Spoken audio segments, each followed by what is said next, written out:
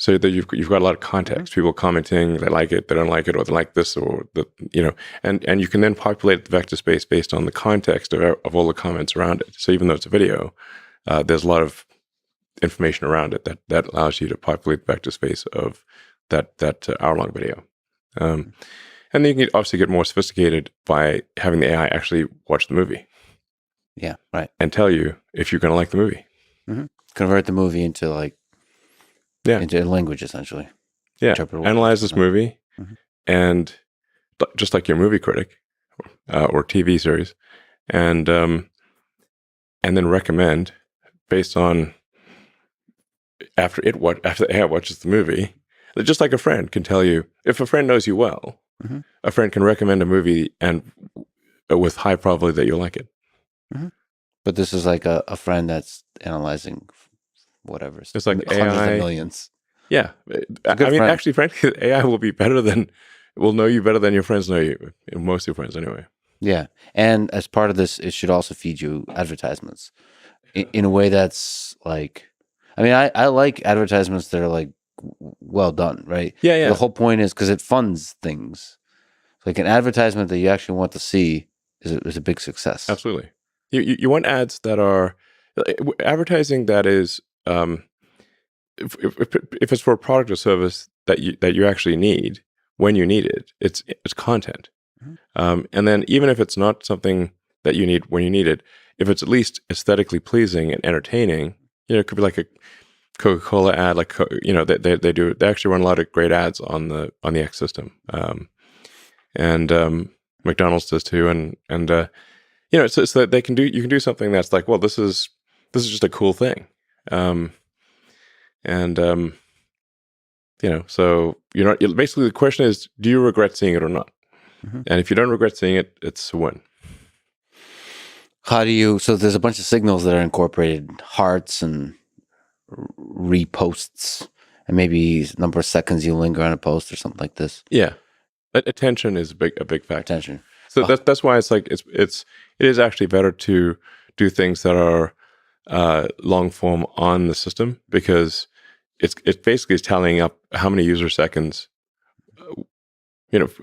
users were interested in this thing for how many seconds. So if it's a really short thing, well, they will be less, like if it's a link leading out of the system, which we're not opposed to at all, it just is going to have fewer user seconds than if that article was posted on the X platform.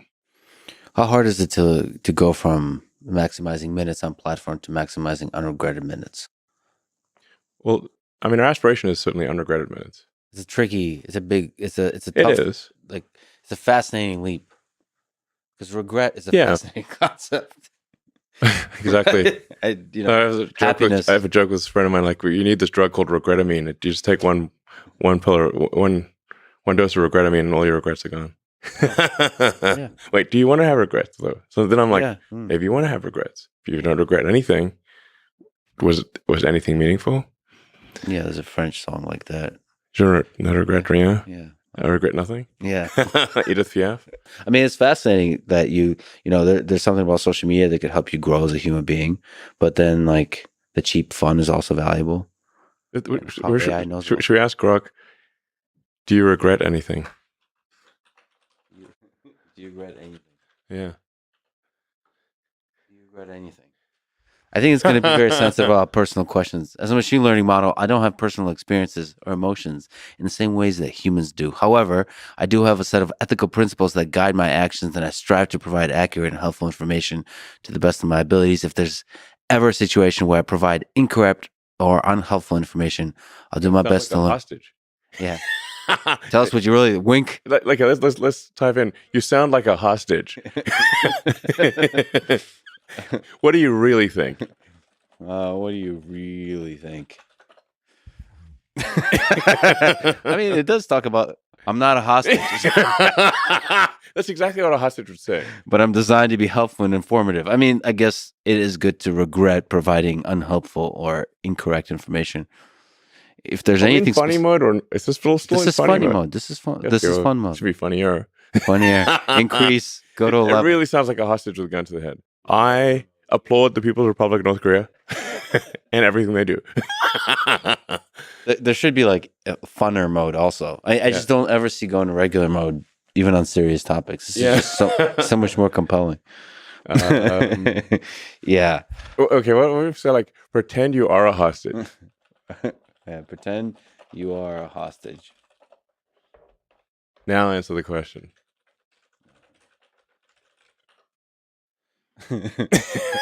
If I were a hostage, I would likely be experiencing fear and uncertainty about my situation. I would want to be rescued and reunited with my loved ones as soon as possible. It's important to remember that no one deserves to be held hostage, so on and so forth. Blah, If blah. you or someone you know is a hostage situation, it's important. It turns serious. It's kind of serious. Yeah. Can you be a little more weird And funny. and funny? We're really being mean to the system. Absolutely. If I were a hostage, I'd probably be Here we tied go. up with a bunch Finally. of computer cords and forced to tell knock-knock jokes to my captors.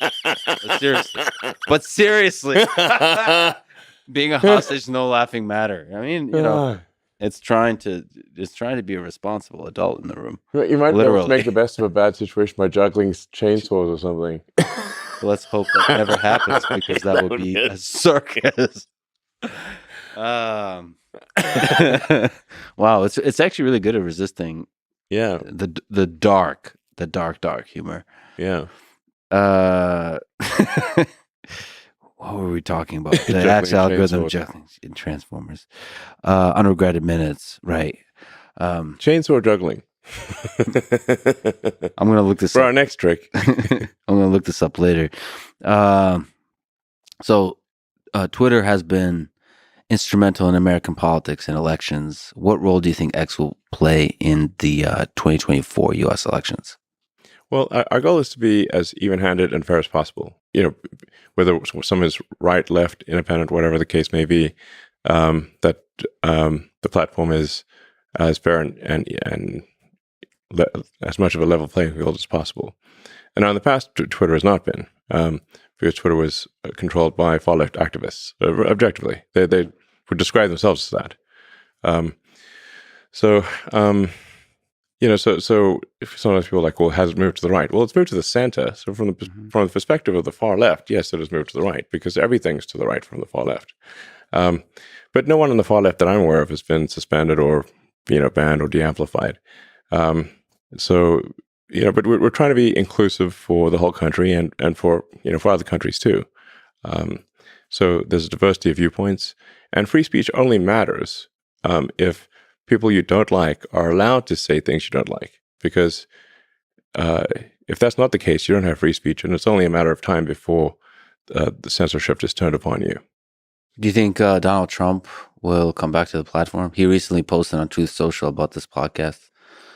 Do you think Truth Social is a funny name? Yeah. Every time you post on Truth Social, That's the truth. yes. Well, every time, like 100%. It like It's impossible to lie. Truth Social. I just find it funny that every single thing is a truth. Like 100%. Yeah. That seems unlikely. I think Gödel will say something about that. There are mathematical contradictions possible if everything's the truth. Do you think he'll come back to X and start posting there? I mean, I think he owns a big part of Truth. Mhm. So Truth Social, to yeah, clarify. Truth Social. Sorry. Not truth Yes, is a concept. He owns Truth. Hope you bought it. So I think Donald Trump. I think he owns a big part of Truth Social. So, if he does want to post on the X platform, we would allow that. We obviously must allow a presidential candidate to post on our platform. Community notes might be really fascinating there. The interaction. Community Notes is awesome. Let's hope it holds up. Yeah. Like, again, in the political climate where it's so divisive and there's so many intensely viral posts. Yes. Community notes is like it seems like an essential breath of fresh air. Yeah, it's great. In fact, no system is going to be perfect, but the batting average of Community Notes is incredibly good. I've actually, frankly, yet to see an incorrect note that survived for more than a few hours. How do you explain why it works? Yeah, so the magic of community notes is it requires people who have historically disagreed in how they've rated notes. So in order to write a note or rate, and you have to rate many notes. And so we actually do use AI here. So we populate a vector space around how somebody has rated notes in the past. So it's not as simple as left or right, because there are many more. Life is much more complex than left or right. So there's a bunch of correlations in how you rate community notes posts, community notes.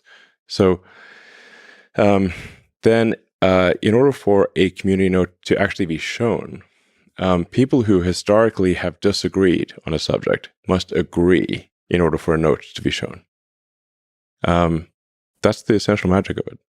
I mean, but it's fascinating because there's a pool of people that have disagreements, and somehow they collaborate through that process of disagreement to come up with context I mean, it's fascinating that it works. Yeah, it kind of makes sense that if people who in the past have disagreed agree about something, it's probably true.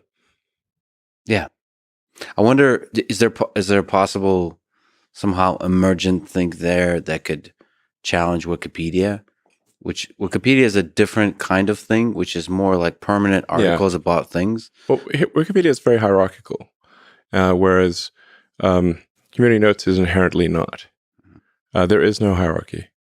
Like the acid test is, I can't change a community note if somebody put a gun to my head. So, and community notes has all the code is open source, 100%. All the data is open source, 100%.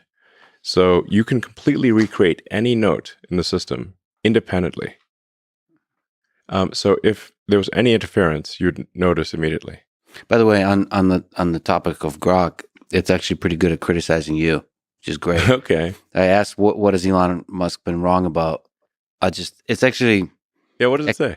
So it says mostly lists rigorously all the times you predicted, like promised when something will be released, and it wasn't released. Is a strong word. Okay, predicted. But the opener is really nice. Elon Musk, the man who has been wrong about more things than a wrong-o-meter in a wrong factory. And then it goes on to list. That's pretty funny. Hey, can I see it? I'm like, I haven't seen this before. This is cool. Oh, sure. I mean, what has Elon Musk been? Elon Musk been wrong about?